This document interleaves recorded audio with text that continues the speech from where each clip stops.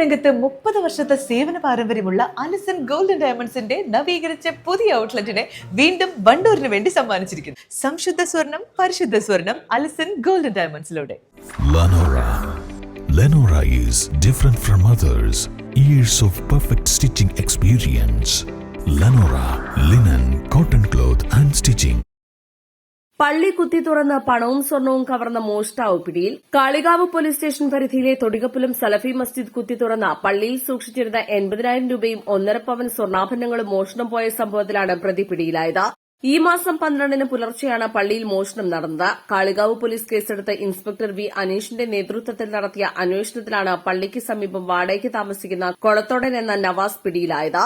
സ്ഥലത്തെ താമസക്കാരെയും മറ്റും ചോദ്യം ചെയ്തും സ്ഥലത്ത് വന്നുപോയിരുന്ന അപരിചിതരെക്കുറിച്ചും തൊടികപ്പുലത്തെ റെയിൽവേ സ്റ്റേഷൻ കേന്ദ്രീകരിച്ചും അന്വേഷണം നടത്തിയെങ്കിലും വ്യക്തമായ തെളിവ് ലഭിക്കാത്തതിനെ തുടർന്ന് മലപ്പുറം ജില്ലാ പോലീസ് മേധാവിയുടെ നിർദ്ദേശപ്രകാരം പ്രത്യേക അന്വേഷണ സംഘം രൂപീകരിച്ച് ശാസ്ത്രീയമായ രീതിയിൽ അന്വേഷണം നടത്തിയാണ് പ്രതിയെ പിടികൂടിയത്. കൊല്ലം ചിതറ സ്വദേശിയായ നവാസ് ചെറുപ്പത്തിലെ നാടുവിടുകയും മട്ടന്നൂർ എത്തി അവിടെ നിന്നും കല്യാണം കഴിക്കുകയും അതിൽ 2 കുട്ടികളായ ശേഷം ആദ്യ ഭാര്യ മരണപ്പെട്ടതിനെ തുടർന്ന് കുട്ടികളെ ഉപേക്ഷിച്ച ശേഷം മമ്പാട്, ഓടായിക്കൽ, പാലക്കാട് ജില്ലയിലെ എടത്തനാട്ടുകര തുടങ്ങിയ വിവിധ സ്ഥലങ്ങളിൽ നിന്നും പ്രതി വിവാഹം കഴിച്ചിട്ടുണ്ട്.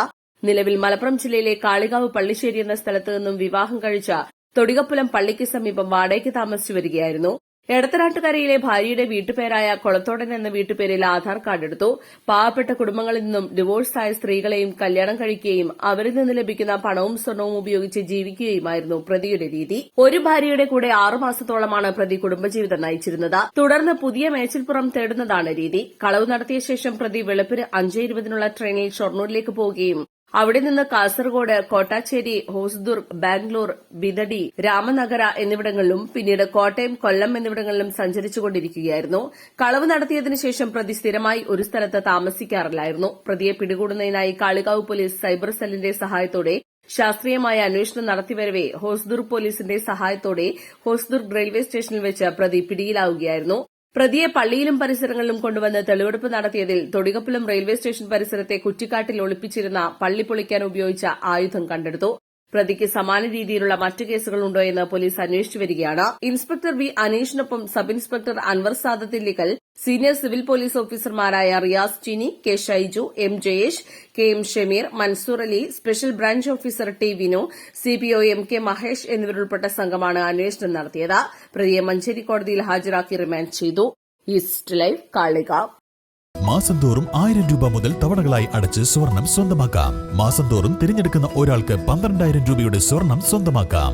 Mayuri golden diamonds, opposite town square, Wandoor. Haya Mangalyotsav 2025 2.5% മുതൽ പണിക്കൂലിയിൽ വിവാഹാഭരണങ്ങളുടെ അതിവിശിഷ്ടമായ ശേഖരം. Haya golden diamonds, Wandoor and Elankur.